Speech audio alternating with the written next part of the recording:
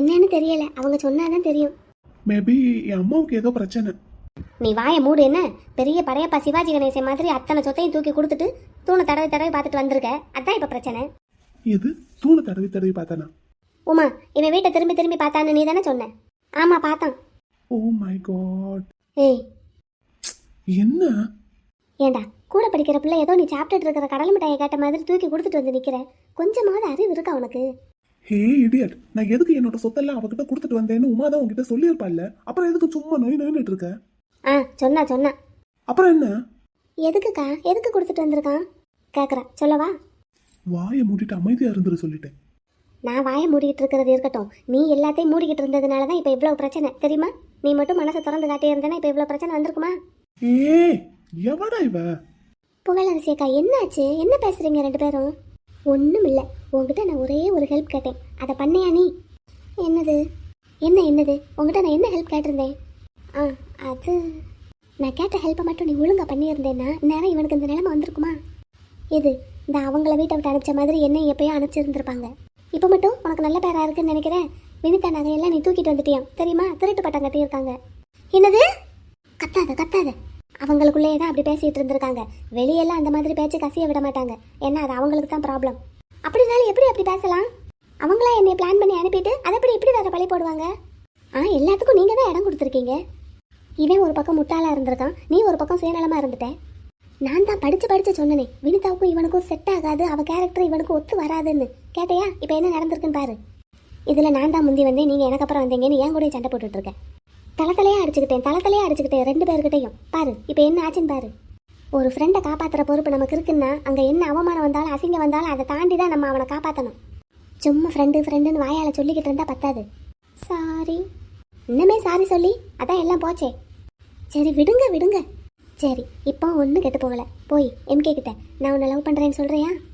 ஐயோ, என்ன இப்போ சொன்னால் என்ன தப்பாக நினைப்பாரு? திடீர்னு என்ன அவர் இவருங்கிற? பாவம், அவரே வினிதா மேடமால சேச்சா அந்த வினிதாவால் ரொம்ப கஷ்டப்பட்டு வந்து நிற்கிறாரு.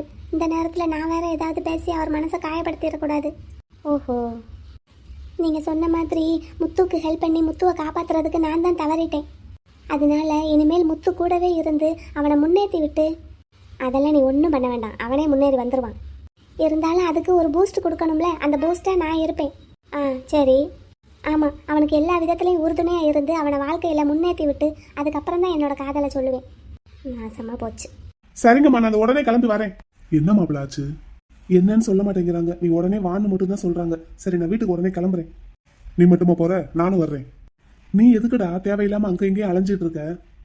இல்லை, என் தங்கச்சி பண்ண வேலை தானே, கேட்குற பொறுப்பு எனக்கு இருக்கு. நானும் வர்றேன். தம்பி வாடா கிளம்பலாம். ப்ரோ என்ன? வா கிளம்பலாம். ப்ரோ அவள் இருக்கிற அந்த வீட்டுக்கு நான் வரமாட்டேன் ப்ரோ. தம்பி அது உன் வீடு, அதை தான் நான் அவளுக்கு கொடுத்துட்டேனே ப்ரோ. இனிமேல் அதுக்கு நான் உரிமை கொண்டாட முடியாது. தம்பி உன் மேலே தேவையில்லாமல் அவங்க பழி போட்டுட்டு இருக்காங்க. நீ வந்தாதான் அது சரியாகும். வா. அவள் சும்மா அங்கே வீட்டோட தான் அந்த பேச்செல்லாம் பேசுவா. வெளியே போய் அதெல்லாம் பேசுறதுக்கு அவளுக்கு தைரியம் கிடையாது. அவகிட்ட அதுக்கு ப்ரூஃபும் கிடையாது ப்ரோ. சும்மா அம்மாவை ஏமாத்தி நம்ப வைக்கிறதுக்கு ஏதாவது பேசிட்டு இருப்பா. அதுக்கெல்லாம் நான் வந்து அங்கே பொறுப்பெடுத்துக்கிட முடியாது. தம்பி இப்படிலாம் பேசாதடா. நோ ப்ரோ, நான் இந்த நிலைமையில இருக்கிறதுக்கு மெயின் ரீசனே அம்மா தான். என்னதான் நான் புத்தி கெட்டு போய் இந்த மாதிரி எல்லாம் பண்ணாலும் அப்படி என் புத்தியை கெட வச்சது அம்மா தான். எனக்குள்ள இருந்த அந்த பணத்திமிரு, அந்தஸ்து வெறி எல்லாத்தையும் ஊட்டி வளர்த்தது அம்மா தான். நீ எனக்கு பண்ண அட்வைஸ் எல்லாம் நான் காதுல போட்டுக்காம இருந்ததுக்கு மெயின் ரீசனே அம்மா தான். அவங்க பிள்ளையா நான் வளர்ந்ததுனால தான் நான் இவ்வளவு பெரிய தப்பு பண்ணியிருக்கேன். ஸோ இப்போ நான் அங்கே வரமாட்டேன் ப்ரோ. இப்போ எனக்கு இருக்கிற ஒரே கோல், ஒரே எய்ம், திரும்பவும் என்னோட பிஸ்னஸை ஸ்டார்ட் பண்ணி சரிஞ்ச என்னோட சாம்ராஜ்யத்தை நான் தூக்கி நிறுத்தணும். அதுக்கு நீ இங்கே இருந்தா எப்படி சரியா வரும்? சாச்சா, நான் இங்கெல்லாம் இருக்க மாட்டேன் ப்ரோ. நான் ஒரு ரீசனுக்காக தான் இங்கே வெண்ணிலாவை பார்க்க வந்தேன். பார்த்துட்டேன், கிளம்பிடுவேன். இந்த பொண்ணு வீட்டில் தங்கி இருந்து பாவம் அந்த பொண்ணுக்கும் நான் கெட்ட பேர் உண்டாக்கி கொடுக்க மாட்டேன். பட் அதுக்காக நான் உன் கூடயும் வரமாட்டேன் ப்ரோ. தம்பி இனிமேலாவது நான் சொல்றத கொஞ்சம் கேளு. நீ சொல்றத மட்டும் தான் ப்ரோ இனிமேல் நான் கேட்க போறேன். ஆனா இந்த விஷயத்துல மட்டும் என் விருப்பத்துக்கு என்ன விட்டுரு. கண்டிப்பா இனிமேல் உன் தம்பி எந்த தப்பும் பண்ண மாட்டான். யாரையும் நம்பி ஏமாறவும் மாட்டான், யாரையும் ஏமாத்தவும் மாட்டான். பட் என்னோட பாதையில போக விடு. நான் திரும்பவும் ஜெயிச்சுட்டு தான் உன்கிட்ட வந்து நிற்பேன். அது வரைக்கும் நான் வரமாட்டேன் ப்ரோ. இங்க பாருங்க, அண்ணன் சொல்றதை கேளுங்க. ஏஞ்சல், நான் தான் சொல்றேனே, என் அண்ணனோட பேச்சுக்கு இனிமேல் நான் மறு பேச்சு பேசுறாப்புல இல்லை. என்னோட அஃபிஷியல் விஷயத்துலையும் சரி, பர்சனல் விஷயத்துலையும் சரி, என் அண்ணன் பேச்சை நான் எங்கேயும் இனிமே எதுக்கும் மீற மாட்டேன். பட் இந்த ஒரு விஷயத்துல மட்டும் ப்ளீஸ் நீ அண்ணன்கிட்ட சொல்லு. என் திமிர்னால தான் நான் எல்லாத்தையும் இழந்தேன். அந்த திமிர் இப்போ என்கிட்ட இல்லை. ஆனால் இழந்தது எல்லாத்தையும் நான் மீட்கணும். ப்ளீஸ் ஏஞ்சல், அண்ணன்கிட்ட கொஞ்சம் எடுத்து சொல்லு. நான் அண்ணன் கூட இல்லைன்னாலும் என் நினைப்பெல்லாம் அவரை சுற்றியே தான் இருக்கும். நான் ஜெயிச்சுட்டு வந்து அவரை பார்க்குறேன். கொஞ்சம் எடுத்து சொல்லு ஏஞ்சல். எல்லாரும் ஒன்றா இருந்தால் தான் நல்லா இருக்கும். கண்டிப்பா இருக்கலாம் ஏஞ்சல். பட் அதுக்கு இன்னும் கொஞ்சம் டைம் இருக்கு. ப்ளீஸ் ஏஞ்சல், என் அண்ணன் பேச்சை கேட்காம தான் எனக்கு இவ்வளோ கஷ்டம். இழந்தது எல்லாத்தையும் திரும்ப சம்பாதிச்சுட்டு நான் என் அண்ணன் கிட்ட வருவேன். எனக்கு கொஞ்சம் டைம் கொடு. அது வரைக்கும் நீ அண்ணன் கூட இரு ப்ளீஸ்.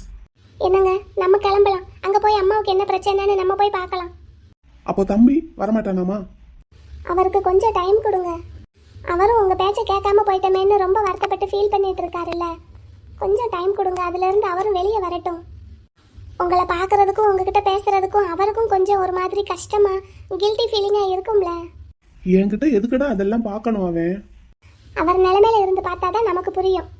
அவரை கொஞ்சம் தனியாக விட்டுருவோம், நம்ம பார்த்துக்கலாம். சரி தம்பி, அப்போ நான் போய் என்னன்னு பார்த்துட்டு வரேன்டா. Okay bro. சரி, இப்போ உனக்கு ஏதோ அக்கௌண்ட் இருக்கா, இல்லை கையில் காசு தரட்டா? நோ ப்ரோ, எனக்கு எதுவும் வேண்டாம். எதுவும் வேண்டாம்னா என்ன செய்வீங்க? முத்துவோட காசு என்கிட்ட இருக்கு, அதை நான் அவனுக்கு கொடுக்குறேன். இப்போ நான் வரும்போதே பணத்தை எடுத்துட்டு தான் வந்திருக்கேன். அது அவனோட காசு. அவன் ஃப்ரெண்ட்ஷிப் விஷயத்தில் என்றைக்குமே ஸ்டேட்டஸ் பார்த்ததே கிடையாது. அதனால தான் இன்றைக்கி அவனுக்கு ஒரு பிரச்சனைன்னதும் நாங்கள் எல்லாரும் அவன் கூட வந்து நிற்கிறோம். அவனோட காசே அவனுக்கு ஹெல்ப் பண்ணட்டும். அதை வச்சே அவன் மறுபடியும் எந்திரிச்சு வரட்டும். என்னடா? பட் அது நான் உன் கல்யாணத்துக்கு கொடுத்த கிஃப்ட். உன்னையும் உன் ஃப்ரெண்ட்ஷிப்பை விடவும் ஒரு பெரிய கிஃப்ட் எனக்கு எதுவுமே கிடையாது. பல்ல காட்டாத படவா. ப்ரோ நீ கிளம்பு ப்ரோ, நான் இங்கே பார்த்துக்கிறேன். சரி, என்கிட்ட ஒரு புது மொபைல் இருக்கு. உன் மதனிக்காக வாங்கினது. அவங்க வேண்டான்னு சொல்லிட்டாங்க. இப்போ நான் அதை உனக்கு தரட்டா? அதையாவது நீ வச்சுக்குவியா? வாங்கிக்கிறேன் ப்ரோ, கொடு. இந்தா வாங்கிக்கோ. இது போதும் ப்ரோ, நீயே என் கூடவே இருக்கிற மாதிரியே இருக்கும். சரிடா தம்பி, அதில் சிம் போட்டிருக்கேன். சரியா பார்த்துக்கோ. ஆ ஓகே. சரி, அப்போ நான் கிளம்பட்டா? ஆ ஓகே ப்ரோ. நானும் போயிட்டு வரேன். ஆ ஓகே. ஓகே மைனி. ம் சரி, போயிட்டு வரோம். நேரம் கிடைக்கும் போதெல்லாம் ஃபோன் பண்ணுங்க. நாங்கள் ஃபோன் பண்ணாலும் பேசுங்க. ஓகே. வேந்தா நீ எப்படிடா? நான் வரேன்டா மாப்ள. அப்போ நான் நீ வந்த கார்லயே உன் ஃப்ரெண்டு கூடயே திரும்பி வீட்டுக்கு போமா. இல்லை, நான் வந்தால் கொஞ்சம் நல்லா சண்டை போடுவேன். அதுதான் எனக்கே தெரியுமே. ஆனாலும் நீ வந்த தேவையில்லாத பிரச்சனையாகும். நீ முதல்ல போய் பிள்ளைய பாரு. அதுவும் இல்லாமல் உன் ஃப்ரெண்டு கூட வந்திருக்க. அவங்களுக்கு இது தேவையில்லாத விஷயம். ஸோ முதல்ல அவங்கள வீட்டில் கொண்டு போய் விட்டுட்டு நீ வேலையை பாரு. சரி ஓகே. மாப்பிள்ள, தடவை இந்த புழுங்கரிசி நான் சொன்னதுக்கு சரின்னு சொல்லியிருக்கான். இவன் ஒருத்தன். கிளம்புடா, சொல்லிட்டு வா. சரி சின்ன மாப்பிள்ள, பாப்போம் என்னடா? ஓகேடா. அந்த பொண்ணு பேரு வெண்ணிலா. டேக் கேர்மா. சரிங்க. சரி பார்த்துக்கோங்க எல்லாரும், நான் வரேன். ஓகே மைனி, பார்த்து போயிட்டு வா. ம் சரி. தம்பி பார்த்துக்கடா, எதுனாலும் கால் பண்ணு. Okay bro, okay sure. எப்பவும் சொல்கிறது தான், அண்ணன் ஒருத்தன் இருக்கிறத மறந்துடாதடா. இனிமேல் மறக்கவே மாட்டான் ப்ரோ. சரி வரேன். அரசி, வெண்ணிலா, உமா வரேம்மா. Okay sir. சரிங்க. Okay sir. Bye bro.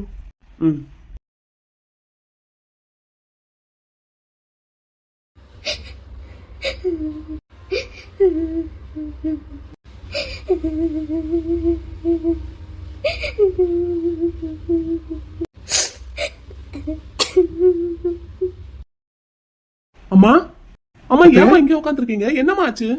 அம்மா எதுக்கு அலறீங்க? எதுக்கு இங்க உட்காந்துருக்கீங்க? எதுவானாலும் சொல்லுங்கம்மா. அம்மா என்னம்மா ஆச்சு? எதுக்குமா இங்க உட்காந்துருக்கீங்க? தப்பு பண்ணிட்டேயா, பெரிய தப்பு பண்ணிட்டேன். என்னம்மா பண்ணீங்க? என்னம்மா ஆச்சு? வினிதா, வினிதா அழுதுகிட்டே இருக்காதாடா. அதான் அத்தை நான் இருக்கேன்ல.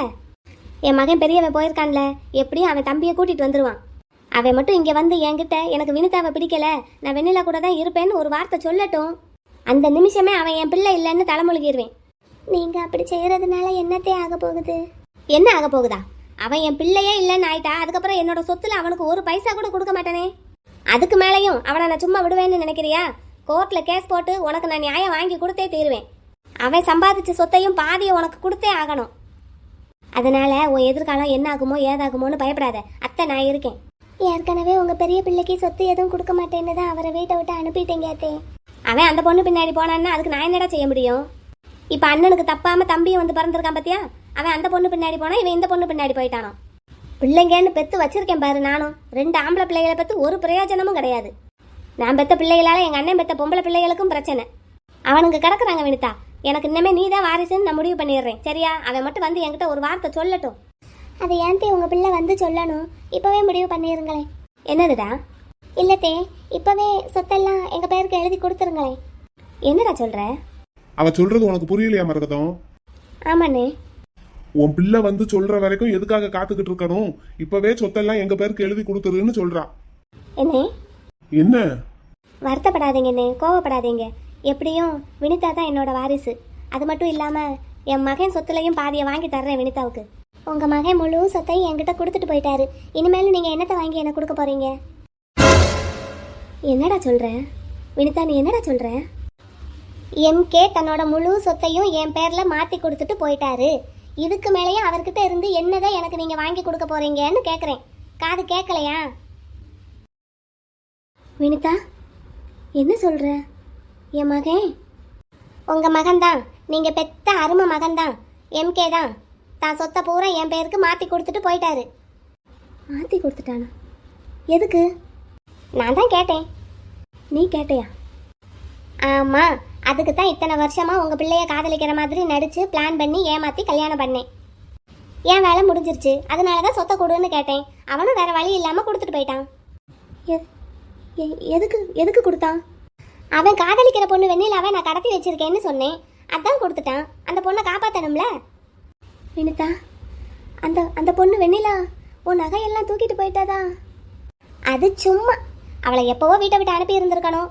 ஆனால் எங்கள் கல்யாணம் முடியட்டும், அதுக்கப்புறம் அனுப்பலான்னு நினச்சேன். அதுக்கு முன்னாடியே நான் அனுப்புனா எம்கே சுதாரிச்சுக்கிடுவான்ல. அதான் அப்படி எதுவும் பண்ணலை.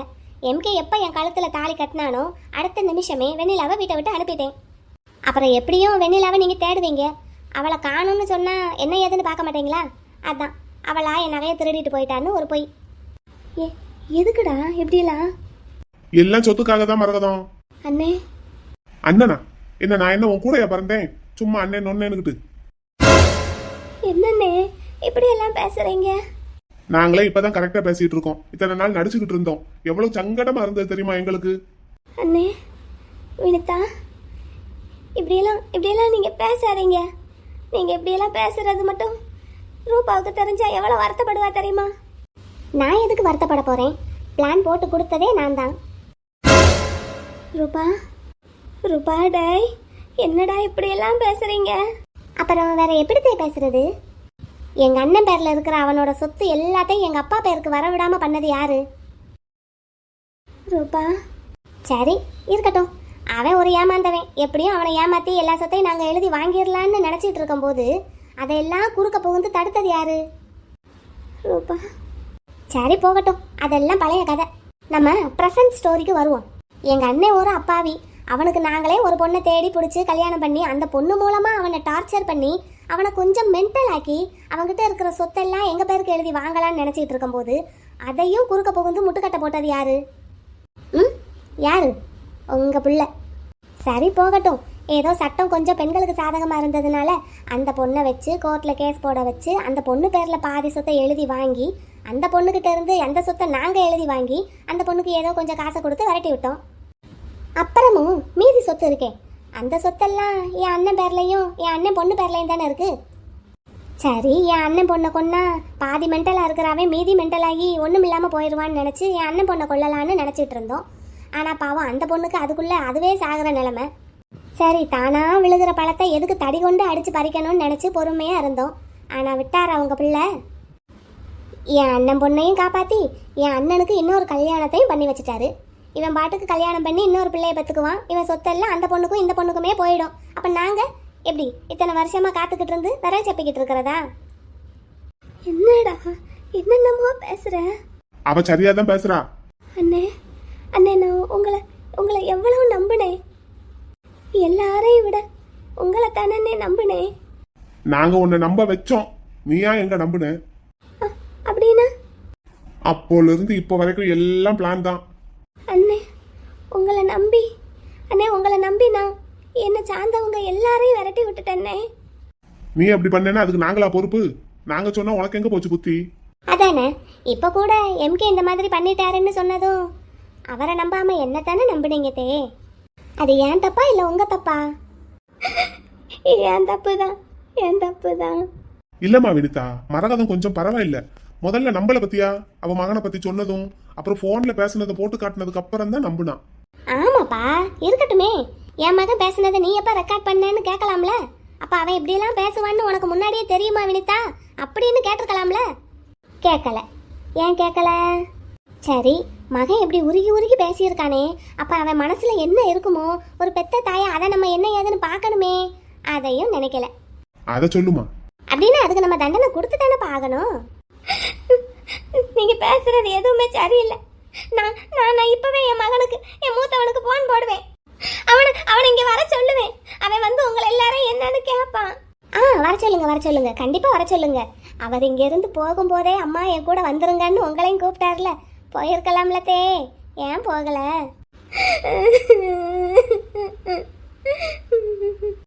இப்ப அவர் அங்க காஞ்சிபுரத்துல இருந்து இங்க கிளம்பி வர்றதுக்குள்ள எல்லாம் முடிஞ்சிரும். ஏன் வினிதா, எல்லாம் முடிஞ்சிரும்னா இந்த கிளவிய கொல்ல போறியா?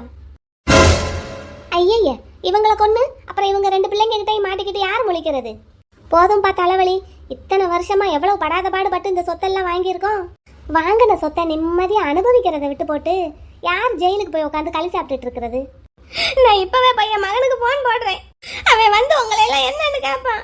ஏய், அசஞ்சேன்னு வச்சுக்கோ, உன் மகனுங்களுக்கு அம்மா இல்லாம போயிருவேன். உன் பிள்ளைங்களுக்கு உன்னால சொத்தைத்தான் கொடுக்க முடியாம போச்சு. இப்ப நீயும் இல்லாம போயிடாத. அப்பா, வக்கீல கூப்பிடுங்கப்பா, டைம் வேஸ்ட் பண்ணிட்டு இருக்க வேண்டாம். வக்கீல் உள்ளதாமா இருக்காரு. அப்புறம் என்ன கூப்பிடுங்க. சார், இருக்கேன் சார், எல்லாம் ரெடி. ரெடியா? கையெழுத்து போடுறதுக்கு ஆளும் ரெடி. நான் போட மாட்டேன். நான் எதுலயும் கையெழுத்து போட மாட்டேன். இங்க பார் மரகதம், பிடிவாதம் பிடிக்காம கையெழுத்து போட்டுட்டேன்னு வை, உனக்கு ரொம்ப நல்லது. இல்ல பிடிவாதம் பிடிச்சேன்னு வை, நீ உயிரோடையே இருக்க முடியாது. இந்த வீட்டை விட்டு நீ உயிரோட போகவே முடியாது. உன்னைய கொன்னு அந்த பழியை சுமக்கிறதுக்கெல்லாம் நாங்க தயாரா இல்ல. ஆனா என்ன பண்ணுவோம் தெரியுமா? உன்னை அப்படியே தூக்குல தொங்க விட்டுருவோம். உன் சின்ன மகன் பண்ண காரியத்தினால அவமானம் தாங்காம நீ தற்கொலை பண்ணிக்கிட்டேன்னு சொல்லி எல்லாருக்கும் நியூஸ் கொடுத்துருவோம். ஒரு 2 மகனுங்களும் அங்க இருந்து இங்க வந்து சேர்றதுக்குள்ள உன் கதையை முடிச்சிருவோம். அதனால ஒழுங்கு மரியாதையா நான் சொல்றதை கேட்டுட்டு பிடிவாதம் பிடிக்காம கையெழுத்த போடு. அப்படி பண்ணுனேன்னா இழந்த உன்னோட வாழ்க்கைய மிச்சம் இருக்கிற நாள்ல வாழ்ந்து கழிச்சிடலாம். எப்படி வசதி? நல்லா யோசிச்சுக்கோ. உன் பிள்ளைங்களுக்கு ஒரு அம்மாவா இருந்து நீ இது வரைக்கும் ஒரு நாள் கூட அவங்க மேல பாசத்தை காட்டினதில்ல. அவங்களா அம்மா அம்மான்னு உன்னை சுத்தி வந்த காலத்திலையும் கூட எங்க பேச்ச கேட்டுக்கிட்டு அவங்க 2 பேரையும் ஆளுக்கு ஒரு திசையில இருக்க வச்சவனி. இப்ப நாங்க சொல்ற மாதிரி நீ கையெழுத்த போட்டுட்டேன்னா இனி மிச்சம் இருக்கிற உன்னோட வாழ்க்கைய உனக்கு பிடிச்ச மாதிரி உன் பிள்ளைங்களுக்கு ஒரு நல்ல அம்மாவா வாழ்ந்து கழிச்சிடலாம். என்ன செய்ய போற? உன் பிள்ளைங்களுக்கு இது வரைக்கும் நீ எந்த பாசத்தையும் கொடுக்கல, சொத்தையும் கொடுக்க முடியல. இனிமேல் உனக்கு சொத்து கொடுக்கறதுக்கு வழி இல்லை, ஆனா பாசத்தை கொடுக்கறதுக்கு வழி இருக்கு. என்ன செய்ய போற? உயிரோட இருந்து இனிமேல் வருங்காலங்கள்லயாவது உன் பிள்ளைங்களுக்கு ஒரு நல்ல அம்மாவா இருக்க போறியா, இல்ல இந்த வீட்டோடையே செத்து சுண்ணாம்பாகி உன் பிள்ளைங்களை இனிமேலும் அனாதையாக்க போறியா?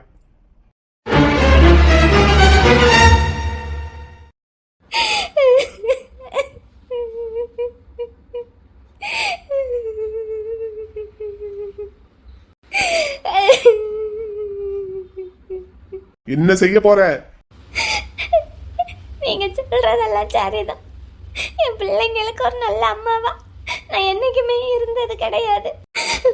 பணத்திமிரையும் பகட்டான வாழ்க்கையையும் தான் அவங்களுக்கு ஊட்டி வளர்த்தனே தவிர ஒரு நாளும் பாசத்தை கொடுத்ததே கிடையாது. இனிமேலாவது என் பிள்ளைங்களுக்கு நான் ஒரு அம்மாவா இருக்கணும்னு ஆசைப்படுறேன்னே. அப்படின்னா ஒழுங்கு மரியாதையா நான் கொடுக்குற டாக்குமெண்ட்ஸ்ல எல்லாம் கையெழுத்து போடு. போடுறேன். யார நம்பணுமோ அவங்கள நம்பாம யாரெல்லாம் நம்ப கூடாதோ அவங்களெல்லாம் நம்பினதுக்கு எனக்கு இது ஒரு நல்ல பாடமா இருக்கட்டும். எனக்கு மட்டும் இல்ல, என்னைய மாதிரி இருக்கிற எல்லாருக்குமே இது ஒரு பாடமா இருக்கட்டும். அப்படியா? பாடம் கத்து கொடுக்க போறீங்களா? அப்படின்னா கையெழுத்து போட்டுட்டு கிளம்புங்க டீச்சரம்மா. எதுல கையெழுத்து போடணும்? நான் சுய நினைவோட என் மனப்பூர்வமா என்னோட எல்லா சொத்துக்களுக்கும் வாரிசா என் மருமக வினிதாவை நியமிக்கிறேன் அப்படின்னு சொல்லி எல்லா சொத்தையும் அவ பேர்ல எழுதி வச்சிருக்கோம். கையெழுத்து போடு. வக்கீல் சார், டாக்குமெண்ட்டை கொடுங்க. இதோ இந்தா, எல்லாத்துலயும் கையெழுத்தும் போட்டு பக்கத்திலேயே உன் கை ரேகையை வை. நீங்க நல்லாவே இருக்க மாட்டீங்க. சாபம் எல்லாம் அப்புறம் கையெழுத்து போட்டுட்டு பதறாம விடு. இப்ப முதல்ல கையெழுத்து போடு. எல்லாரையும் விட நீங்க தான் பெருசு, இந்த சொத்து தான் பெருசுன்னு நம்பின பார்த்தீங்களா? எனக்கு இது ரொம்ப தேவைதான். ஆனா ஆனா இன்னைக்கு சொல்றேன், இந்த சொத்தெல்லாம் உங்களுக்கு நிலைக்காது. நான் 2 பிள்ளைங்களை பெற்று வச்சிருக்கேன். என் 2 பிள்ளைங்களும் சேர்ந்து இந்த சொத்தை எல்லாம் திரும்ப உங்ககிட்ட இருந்து வாங்குவாங்க. இது சத்தியம். ஆ, கேட்டு கேட்டு புளிச்சு போன டைலாக்கு நிறைய படத்துல பார்த்தாச்சு. கையெழுத்த போடு. டா இதெல்லாம் எப்படி கஷ்டப்பட்டு சம்பாதிச்சான் தெரியுமா? இத உங்ககிட்ட இருந்து வாங்குறதுக்கு நாங்க எவ்வளவு கஷ்டப்பட்டிருக்கோம் தெரியுமா? சும்மா அழுது கரையாம கையெழுத்த போடு.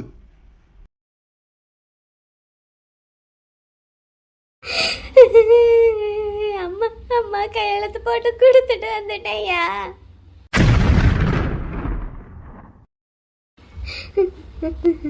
கையெழுத்து போட்டு கொடுத்ததும் என்ன வீட்டை விட்டு வெளியே தள்ளி விட்டுட்டாங்கய்யா.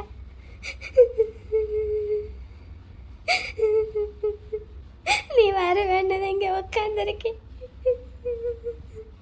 அவங்கள என்ன பண்ண போற? அப்பா